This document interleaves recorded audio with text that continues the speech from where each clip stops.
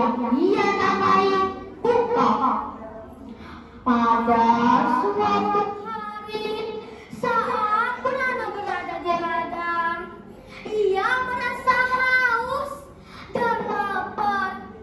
Namun sang istri belum juga datang menghantarkan makanan dan minuman. Purana mengucapkan kepada kerbaunya, "Ukop, pulanglah kamu, ambilkan aku air minum dan makanan untuk makan siang." Ucap Purana kepada kerbaunya. Kerbaunya pun mengerti. Dia segera bergegas pulang ke rumah. Sesampainya di rumah, dia memanggil istri Purana. "Ngok! Ngok! Ngok!" Suara si Ukop sambil mengangguk-anggukkan kepalanya. Istri Purana pun mengerti. Dia menggantungkan gerabuk air minum dan makanan ke lehernya si Ukop. Ukop pun bergegas menghantarkan makanan ke tuannya. Keberadaan Purana yang selalu bersama kerbaunya membuat dia dipanggil oleh masyarakat Kakak Ukop. Bahkan masyarakat menganggap Purana sebagai tokoh masyarakat yang arif dan bijaksana. Suatu hari, Kakak Ukop kedatangan tamu penting. Setelah mempersilahkan dan menyambut tamunya, ia mempertanyakan perihal maksud dari kedatangan mereka. Jawab salah satu seorang tamu, "Terima kasih Kakak Ukop. Kami kemari ingin mengajukan usul. Kami beberapa dari masyarakat kampung sepakat ingin mencari seorang raja. Sepertinya Kakak Ukop memiliki sifat kepemimpinan yang kami cari." Ucap salah satu seorang masyarakat.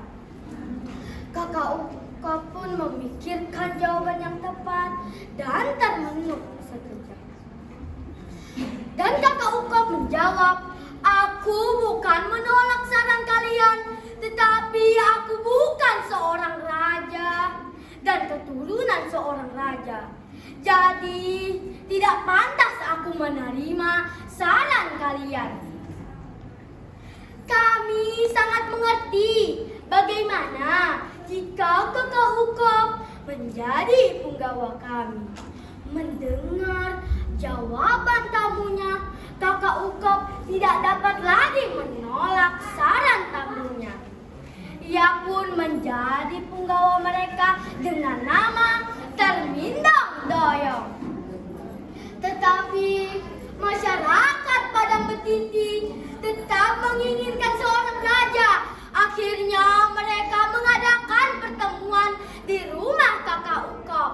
Kakak Ukop pun mengajukan usul bagaimana jika mereka mencari seorang raja dengan cara menemui raja-raja yang nantinya akan menunjukkan arah untuk menjadi raja di Padang Betiti.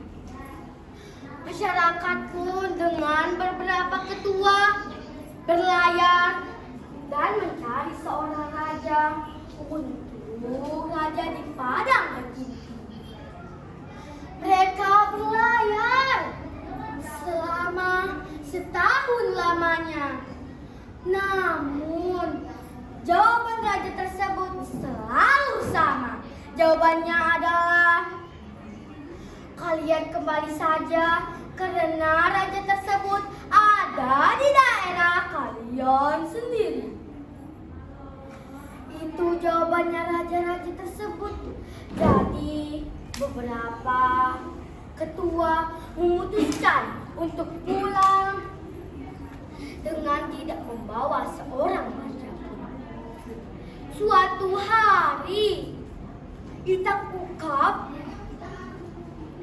dan beberapa masyarakat kehabisan bahan pangan, sehingga Kakak Ukop pun memutuskan untuk singgah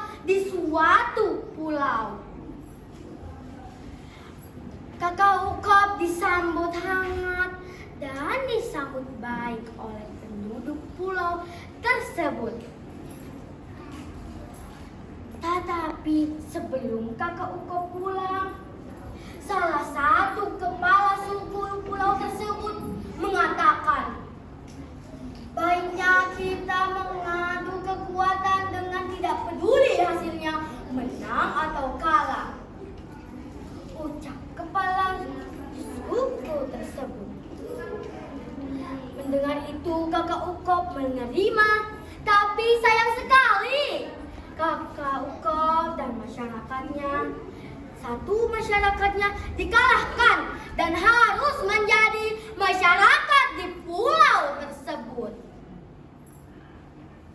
Karena perjalanan pertama tidak menemukan seorang raja pun, kakak Ukop pun memutuskan untuk mencari seorang raja selama 3 hari.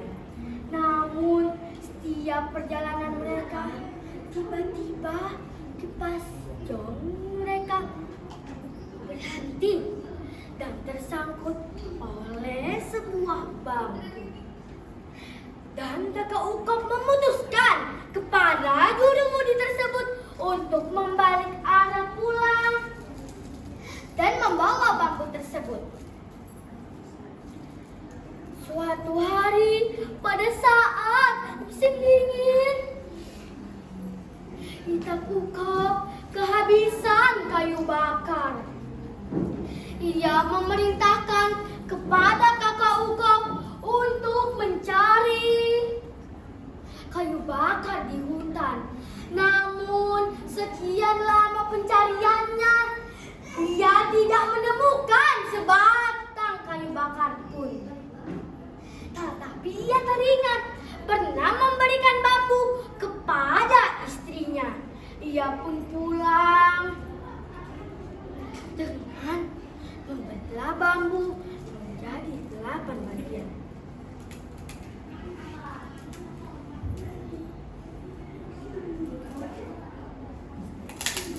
Alangkah terkejutnya ia ketika menemukan sebutir telur yang dialasi di piring melawet dan digantung di tengah rumah.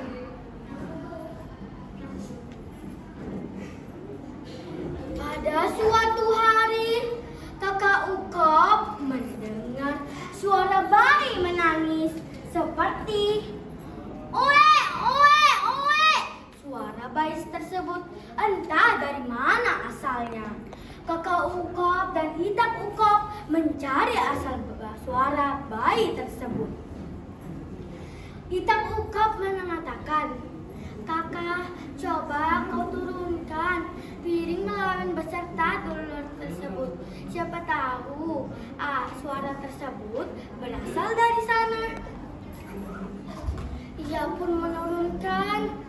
Alangkah terkejutnya ia menemukan seorang bayi yang cantik dan molek. Bayi tersebut diberi nama Petung, dan Itak Ukop pun mengatakan, "Cup, cup, cup anakku sayang, jangan menangis pintar." Kakak Ukop dan Itak Ukop kegirangan karena kehadirannya seorang anak. Setelah usia Petung 20 tahun, ia dinobatkan menjadi seorang raja. Bahkan kehadirannya si Petung disambut sangat baik oleh penduduk desa Padang Betinti. Selalu ditunggu kedatangannya si Petung. Dan Petung udah usianya 20 tahun. Jadi dia dinobatkan menjadi seorang raja. Dan nama kerajaan tersebut diberi nama Sadu Rengas karena diapit oleh 2 anak sungai, yaitu Sungai Sadu dan Sungai Rengas. Demikianlah kisah lahirnya Putri Petung. Saya akhiri.